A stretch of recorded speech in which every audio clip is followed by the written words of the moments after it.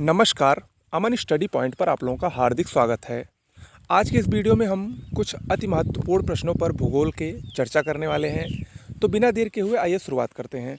और देखिए, आप लोग हमारे चैनल से जल्द जुड़िए, जो लोग अभी तक न जुड़े हों, क्योंकि हमारे चैनल पर अब विस्तृत रूप से खासकर यूपी पीसीएस बीईओ और आरओ एआरओ तथा यूपी ट्रिपल एससी के सभी एग्जाम के लिए एक विस्तृत रूप से आपको डेली 2 से 3 वीडियोस में कुछ इंपॉर्टेंट चीज़ें, कुछ बहुविकल्पीय रूप में, कुछ फैक्चुअल रूप में, कुछ करंट अफेयर्स के मैटर आपको डेली मिलेंगे, अपडेटेड मिलेंगे।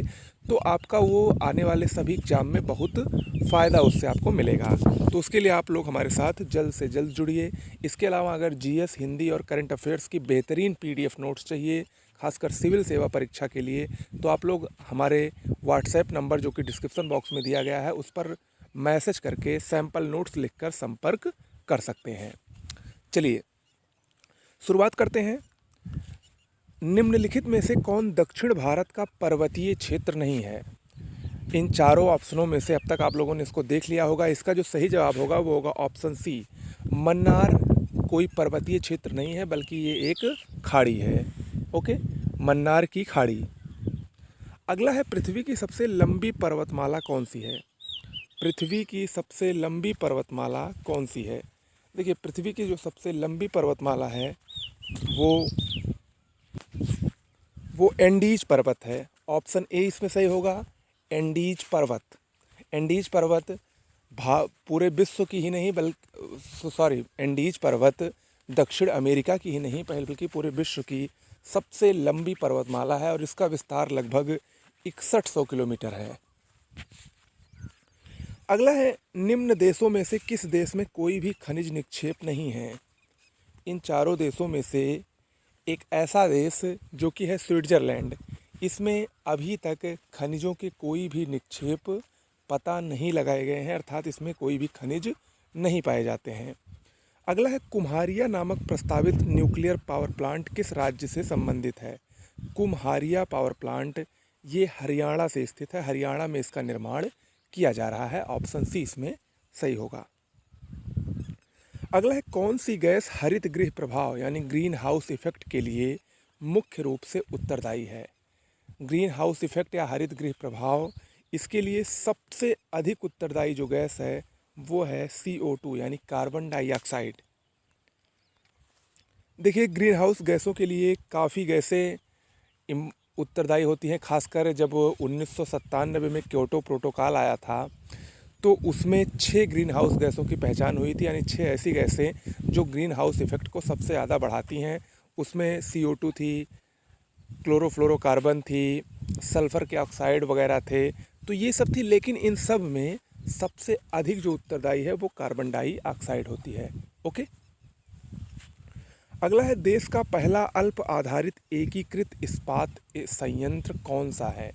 देश का पहला अल्प आधारित एकीकृत इस्पात संयंत्र विशाखापट्टनम में, आंध्र प्रदेश के विशाखापट्टनम में लगाया गया है। अगला है, सूर्य के चारों ओर घूमने वाले ग्रहों की कुल संख्या कितनी है? बहुत ही सिंपल सा प्रश्न है। सूर्य के चारों ओर घूमने वाले ग्रहों की कुल संख्या 8 है। पहले 9 ग्रह थे, लेकिन प्लूटो को 2006 में ग्रहों की श्रेणी से बाहर करके 52 ग्रहों की श्रेणी में डाल दिया गया, जिससे कि एक और ग्रह कम हो गया और वर्तमान में कुल 8 ग्रह बचे हैं जो सूर्य की परिक्रमा करते हैं, सूर्य के चारों ओर घूमते हैं। अगला है, निम्न में से कौन सा देश मुख्य तांबा उत्पादक देश है? तांबा उत्पादक देशों में सबसे अग्रणी पूरे विश्व में उत्पादन में भी और भंडार में भी चिली नंबर 1 पर है। चिली दक्षिण अमेरिका का एक छोटा सा देश है और ये तांबा उत्पादक मुख्य देश है। ऑप्शन ए इसमें सही होगा। अगला है, सूर्य ग्रहण या चंद्र ग्रहण में पृथ्वी की छाया कितने भाग में विभाजित हो जाती है? जब सूर्य ग्रहण या चंद्र ग्रहण की घटना होती है तो पृथ्वी की छाया लगभग 3 भागों में विभाजित हो जाती है। ऑप्शन सी इसमें सही होगा। अगला प्रश्न है, वातावरण में ऑक्सीजन की मात्रा अपेक्षाकृत नियत रहती है, क्योंकि यह किसके द्वारा छोड़ी जाती है? बहुत ही कॉमन सा प्रश्न है। पौधों के द्वारा ऑक्सीजन की मात्रा, जो ऑक्सीजन होती है वो छोड़ी जाती है। और वायुमंडल में ऑक्सीजन कितना होता है? लगभग 21% के आसपास वायुमंडल में ऑक्सीजन पाई जाती है। अगला है अम्लीय वर्षा में किसका मिश्रण होता है? अम्लीय वर्षा में किसका मिश्रण होता है? देखिए, अम्लीय वर्षा ये मुख्य रूप से नाइट्रोजन और सल्फर के ऑक्साइड के मिश्रण से होती है। याद रखिएगा, ये प्रश्न काफ़ी महत्वपूर्ण है कि जो अम्लीय वर्षा होती है ये नाइट्रोजन और सल्फर के ऑक्साइड के कारण ही होती है। अगला है मछली पकड़ने के आधार पर देशों की अवरोही क्रम में सही श्रृंखला बताइए।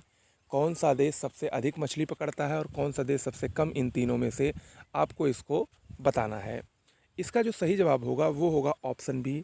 मछली पकड़ने के आधार पर सबसे नंबर 1 पर चीन है, उसके बाद पेरू और फिर जापान है। अगला है भारत में सर्वाधिक लंबी तटरेखा वाला राज्य कौन सा है? भारत में सबसे अधिक लंबी तटरेखा गुजरात की है। गुजरात की तटरेखा सबसे अधिक लंबी है। गुजरात के बाद आंध्र प्रदेश, फिर तमिलनाडु का नंबर आता है।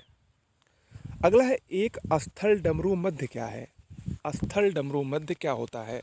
देखिए, बहुत ही आसान सा प्रश्न है और बहुत ही इम्पोर्टेंट है। स्थल डमरू मध्य ये दो जल निकायों को अलग करने वाली भूमि की एक सकरी पट्टी होती है। दो जल निकायों को अलग करती है, यानी जो दो सागर होते हैं उनको अलग करती है और बीच में एक सकरी पट्टी नुमा भूमि होती है। अगला है रेड इंडियंस निम्न में से किस देश के मूल निवासी हैं? रेड इंडियंस मुख्य रूप से उत्तरी अमेरिका में, खासकर अमेरिका और कनाडा में पाए जाते हैं। ऑप्शन सी इसमें सही होगा। अगला है निम्न में से कौन डॉक्टर हवा के नाम से जानी जाती है? डॉक्टर पवन के नाम से कौन सी पवन जानी जाती है? मोस्ट इम्पॉर्टेंट है। इसमें जो डॉक्टर पवन है वो हरमट्टन को डॉक्टर पवन के नाम से जाना जाता है। सहारा मरुस्थल में ये मुख्य रूप से चलती है। ओके, अगला प्रश्न है फरक्का बैराज भारत और किसके बीच विवाद का एक मुख्य कारण है? देखिए, फरक्का बैराज भारत और बांग्लादेश के मध्य विवाद का एक प्रमुख कारण है। अगला है कोंकण रेलवे की लंबाई लगभग कितनी है?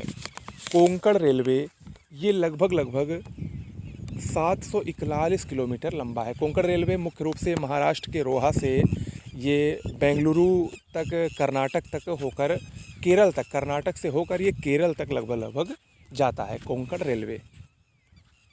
अगला है संसार में भारत पहले स्थान पर है किसके उत्पादन में? संसार में भारत सबसे नंबर 1 पर है माइका यानी अभ्रक के उत्पादन में भारत विश्व में नंबर 1 पर है, लेकिन वो भी प्राकृतिक अभ्रक के उत्पादन के मामले में। अगला है निम्न में से कौन सी शीतल महासागरीय धारा नहीं है? देखिए, महासागरीय धाराएं दो प्रकार की होती हैं, गर्म और ठंडी।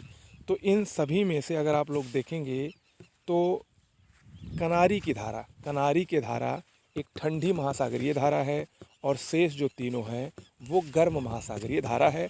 कनारी की धारा किस महासागर की बहने वाली ठंडी धारा है, आपको कमेंट बॉक्स में लिखकर बताना है। अगला है संसार में दूसरा सबसे ऊंचा पर्वत शिखर निम्न में से कौन सा है? संसार में दूसरा सबसे ऊंचा, पहला तो माउंट एवरेस्ट है, आप सबको पता है, लेकिन दूसरा जो है वो है केटू। केटू भी भारत में ही स्थित है, काराकोरम श्रेणी का भाग है। केटू को गाडविन आस्टिन के नाम से भी जाना जाता है। ये भारत की सर्वोच्च तथा विश्व की दूसरी सबसे ऊंची चोटी है। अगला है विद्युत उपलब्ध कराने वाला कैगा सेकंड संयंत्र है क्या? विद्युत उपलब्ध कराने वाला कैगा सेकंड ये क्या है? ये एक परमाणु शक्ति रिएक्टर है और ये कर्नाटक राज्य में स्थापित किया गया है। ओके, तो दोस्तों आज के लिए इतना ही। कैसा लगा? और देखिए, हमारे चैनल पर बहुत जल्द ही एक स्पेशल प्रोग्राम आने वाला है जिसका नाम है to the point. To the point में हम लोग कुछ स्पेशल रूप से डेली कुछ परीक्षा की दृष्टि से इम्पोर्टेंट मैटर को डिस्कस करेंगे। छोटा सा वीडियो होगा लेकिन बहुत ही महत्वपूर्ण वीडियो होगा, जल्द ही आपके सामने वो आएगा। ठीक है, नमस्कार।